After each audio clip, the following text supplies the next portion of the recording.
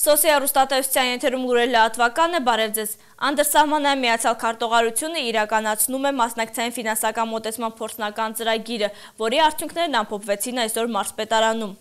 Գյուղացիներին հնարավորություն էր ընձեռվել գաղափարների շնորհիվ ստանալ փոքր դրամաշնորհներ, որոնք վերաբերում էին տնտեսությունների մակարդակում ծախսերի կրճատմանը, մթերային ապահովության բարելավմանը։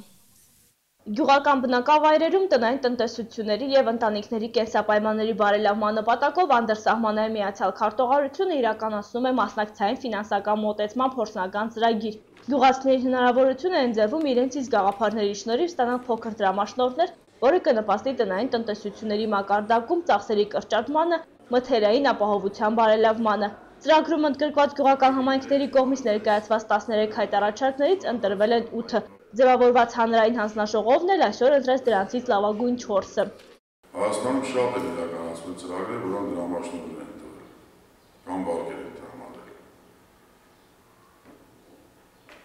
Սրա մի փոքրիկ առանձնահատկությունը նրանում է, որ օգնես այն մարդուն, որը առաջերտին ինքն է պատրաստ իրան օգնելու։ Որովհետև շատ միջոցներ փոշիացել են, գնացել են, անհետևան գումարները տրամադրվել են, միջոցառումներ ինչ-որ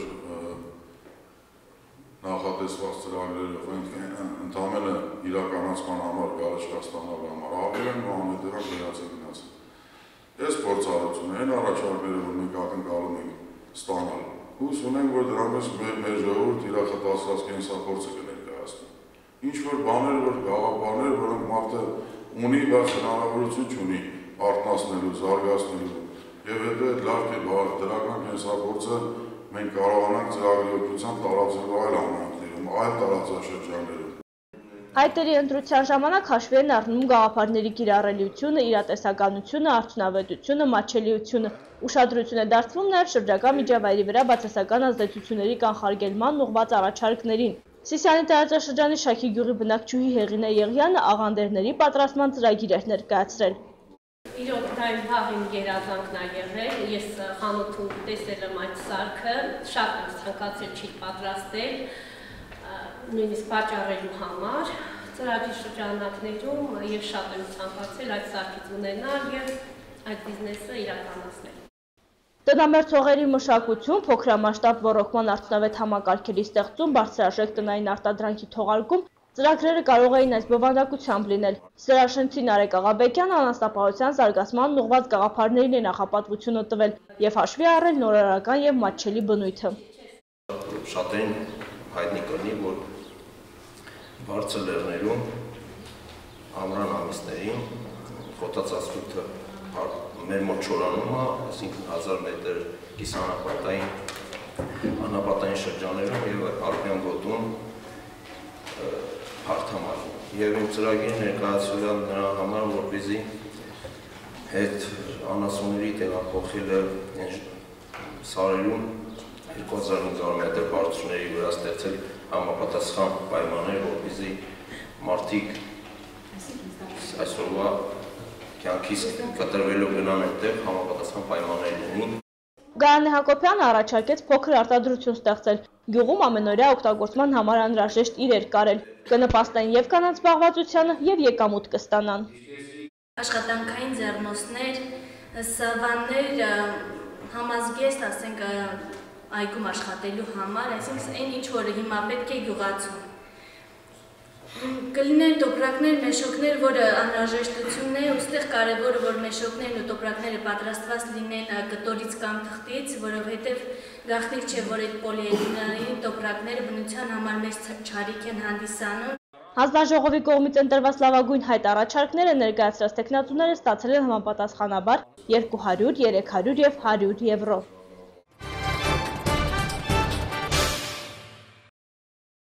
Արվեստի պետական քոլեջի դիզայն բաժնի շրջանավարտները իրենց լավագույն աշխատանքներն են ներկայացրել։ Ցուցահանդեսը քոլեջում կազմակերպվել է առաջին անգամ։ Հյուրերի կարծիքով կան աշխատանքներ, որոնց հեղինակներն ապագայում լուրջ հաջողությունների կհասնեն այս ոլորտում։ Արվեստի պետական քոլեջի այս անկյունը գրավել էին այս տարվա շրջանավարտների աշխատանքները։ Հյուրերը ցուցահանդեսի տարածք մտան կարմիր ժապավենը կտրելուց հետո։ Կտավներ, գծանկարներ, մանրանկարներ, դիզայներական գործեր։ Ցուցադրության էին հանվել տարբեր տեսակի աշխատանքներ։ Նման ցուցադրություն Կրթօջախում առաջին անգամ է կազմակերպվում։ Դասախոսները խոստովանում են, որ արդեն մեծ թիվ են կազմում ցուցադրության արժանի նկարները։ Լավ գծանկարներ կա, գունային, նույնիսկ կրկնօրինակումը, որ արել է մեր աշակերտուհին, հրաշալի մոտեցում է դա։ Դա նշանակում է, որ ինքը այդ տարածությունում կարողանում է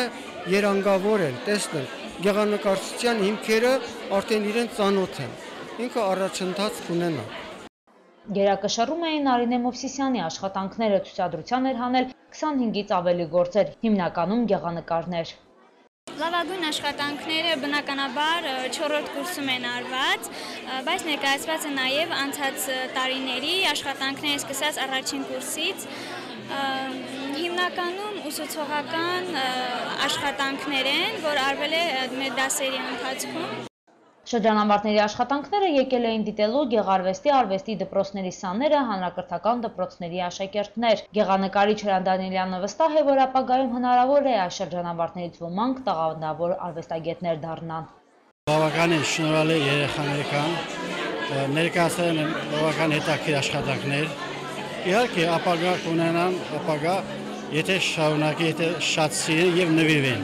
Միայն այդ պարագայում կարող է որ արդյունք ստանան։ Ուսանողներից ոմանք մտադիր են կրթությունը շարունակել բարձրագույն ուսումնական հաստատությունում, ուրախ են, որ կգնան գիտելիքների որոշակի պաշար կուտակած։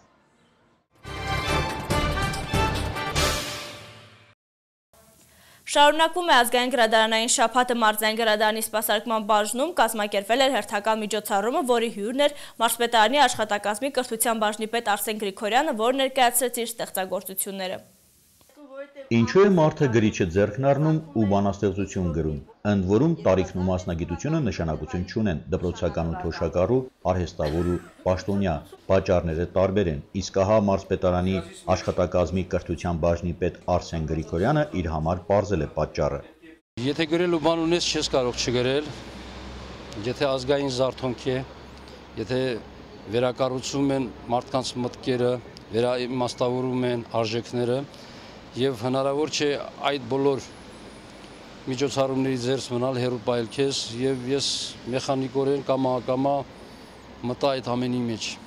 Опозорищен цивилизованный мир. Сум гаит честь и совесть Аллаха. Мусульманского вождя проклятый. Сум гаит изувер попросту, хотя об этом знаете и вы. Сум гаит шедевр Анара, преданный писательскому креслу. Сум гаит цековский приказ. Характерным багировских эпох. Сумгаит привычен геноциду, в этом, пожалуй, нет и мотивировал. Նրա համար նշանակություն չունի հայերեն կգրի թե ռուսերեն, գրիչը ձեռքն է առել 88-ից, ինչպես ինքն է ասում, հոգեհարազատ են ռազմահայրենասիրական հայրենիքի պաշտպանության թեմաները, բանակի ստեղծումը, լավագույն տղաներին ու մեծանուն մարդկանց նվիրված ձոները, բնաշխարհը, աշխարհագրական ակրոստիկոսները եւ սերը։ Խոստացիր, հոգյակ, որ ինձ չես դրժի, իմ սրտի սերը բնավ չես մերժի, քանզի դու ես դու իմ դերն ու ճարը, հոգուս հրճվանքն ու սիրո տաճարը։ Գիրք տպագրելու մասին երբևէ չի մտածել, իսկ ահա մամուլում տպագրվել է, մեծ դահլիճներից կհրաժարվեր, իսկ այս հրավերը ընդունել է, հրավիրողը մարզային գրադարանն է, որտեղ շարունակվում է ազգային գրադարանային շաբաթը, հանդիպում ստեղծագործողի հետ, այսպես է կոչվում հերթական միջոցառումը, մասնակիցները հիմնականում դպրոցականներ են, հանուն նրանց էլ եկել է հանդիպման եւ կարդում է ստեղծագործությունները, եւ ոչ միայն կարդում է, հարկ եղած դեպքում նաեւ երգում է։ Դեխոսիր հայոց հացից Օբամա, Բարակ Օբամա, դեխոսիր հայոց հացից Օբամա, հապիտարերը ծոցից, ասագենոցից, որ աշխարհն էլ իմանա, ահով է նա, Օբամա։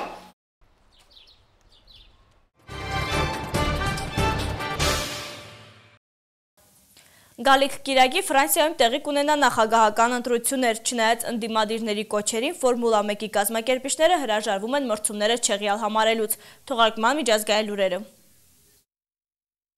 Ֆրանսիայում այսօր նախագահական ընտրությունների քարոզարշավի վերջին օրն է։ Ելիսեյան պալատի համար պայքարին մասնակցում են 10 թեկնածուներ։ Հաղթողի հիմնական հավակնորդներ են համարվում պետության այժմյան ղեկավար Նիկոլա Սարկոզին եւ սոցիալիստների առաջնորդ Ֆրանսուଆ Օլանդը։ Հենց նրանց միջև էլ մեկնաբանների կարծիքով կծավալվի պայքարը, բայց արդեն երկրորդ փուլում։ Ինչ վերաբերում է մյուս տեխնացուներին, ապա առաջատար եռակի մեջ է մտել աջ ծայրահեղական ազգային ճակատը ղեկավարող Մարի Լյուպեն, 4-րդ ու 5-րդ տեղերում են կոմունիստների տեխնացու Ժան-Լյուկ Միլոշը եւ Ֆրանսուଆ Բայրուն ժողովրդավարական շարժումից։ Տեղամասերում ֆրանսիացիներին սպասում են կիրակի ապրիլի 22-ին։ Տեխնացուների կողմից վերջին շաբաթվա մեջ անցկացրած հանրահավաքները նպատակ ունեին ներգրավելու նոր կողմնակիցների, չէ՞ որ ըստ հարցումների ֆրանսիացիների ավելի քան 30%-ը չի պատրաստվում քվեարկելու։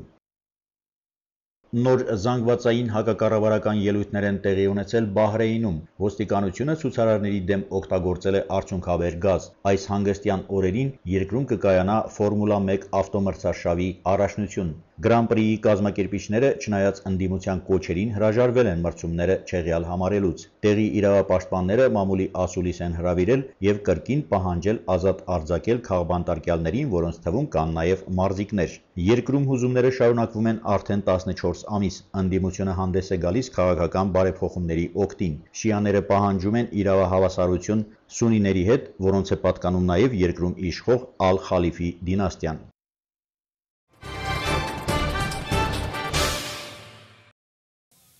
Այսօրվա լուրերը այսքանն են, ծանոթացեք նաև եղանակի տեսությանը, ցտեսություն։